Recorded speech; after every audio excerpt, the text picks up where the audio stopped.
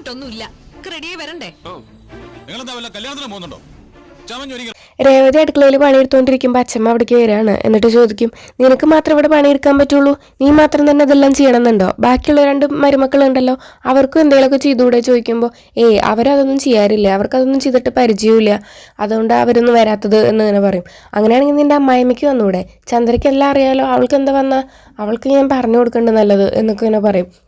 എന്നിട്ട് രേവതിയോട് പറയും, മോളെ ഞാൻ പോയി കഴിഞ്ഞാൽ ഞാൻ പറഞ്ഞ കാര്യം പിന്നെ ഇവിടെ നടക്കാതിരിക്കും. അപ്പോൾ എന്ത് കാര്യം ചോദിക്കുമ്പോൾ, റൂമിൻ്റെ കാര്യം പറഞ്ഞിരുന്നല്ലോ, ഓരോ ആഴ്ച ഓരോരുത്തർക്ക്, അതിലെന്തെങ്കിലും മാറ്റം ഞാൻ വന്നു കഴിഞ്ഞിട്ട് പോയി കഴിഞ്ഞാൽ അപ്പോൾ നീ അത് സമ്മതിച്ചു കൊടുക്കരുത്, നിങ്ങൾക്ക് വേണ്ടേ റൂം എന്നൊക്കെ പറയട്ടോ.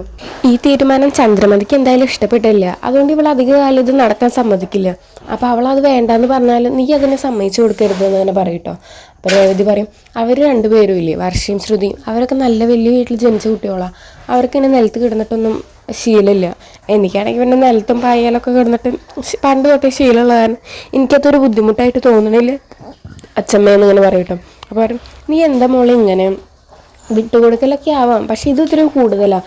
നമ്മളൊരു വീട്ടിൽ ചെന്ന് കയറിയെന്ന് വെച്ചിട്ട് അവിടെ നല്ലോണം വിട്ടുകൊടുത്ത് നിൽക്കണമെന്നൊന്നും ഇല്ല എന്നൊക്കെ പറയട്ടോ. ഇപ്പം നീ ഒരു പൂക്കട നീ ഇപ്പോൾ ഇങ്ങനെ കൊണ്ട് നടക്കുന്നുണ്ട്, അത് നിനക്കൊരു വലിയ കടയാക്കി മാറ്റണമെന്ന് നിനക്ക് ആഗ്രഹമില്ലേ ചോദിക്കും.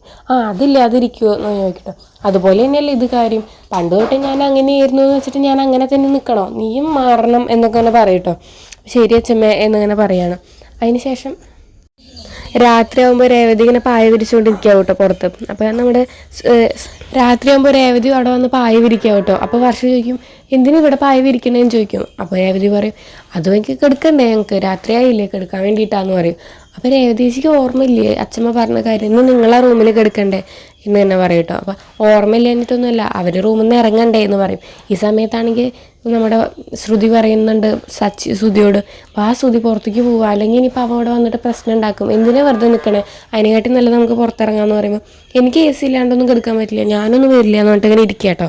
അപ്പോൾ ഈ സമയത്ത് വർഷയുടെയും അതുപോലെ രേവതിയുടെ അടുത്തേക്ക് സച്ചിയും ശ്രീകാന്തും വരികയാണ്. എന്നിട്ട് എന്ത് പറ്റി, എന്താ ഇവിടെ കിടക്കണേ നീ എന്ന് ചോദിക്കുമ്പോൾ, അല്ല ചേച്ചിക്ക് അവിടെ പോയി കിടക്കണമെങ്കിൽ അവർ പുറത്തിറങ്ങിയിട്ട് വേണ്ടേ എന്നിങ്ങനെ ചോദിക്കട്ടോ വർഷ.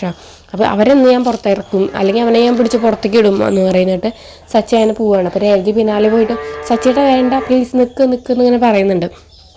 അതൊക്കെയാണ് ഇന്നത്തെ ഒരു എപ്പിസോഡ്.